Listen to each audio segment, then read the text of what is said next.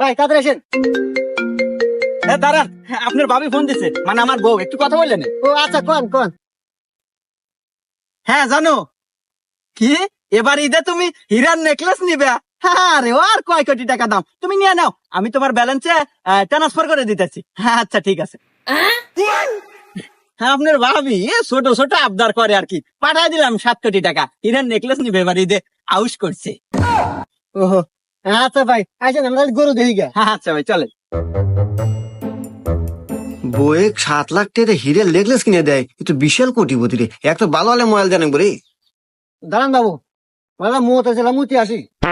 আচ্ছা যান, তাড়াতাড়ি আসেন।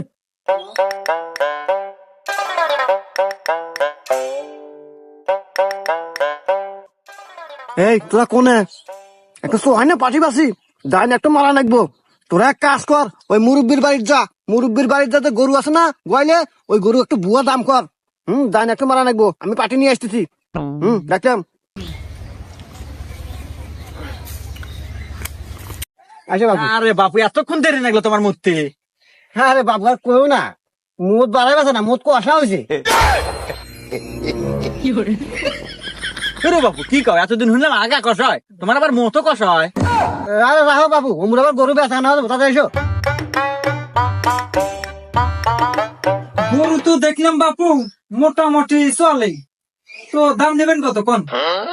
গরুর দাম নিমু বাপু 2 লাখ। দূর বাপু, এই গরুর দাম 2 লাখ না, দাম দাম এর আর না, 2 ভাঙ্গে কত হলে ছাড়বেন হেডো কোন? আচ্ছা বাপু, 20,000 টাকা কম দিও, এর নিয়ে চলে গরু ছাড়বো না।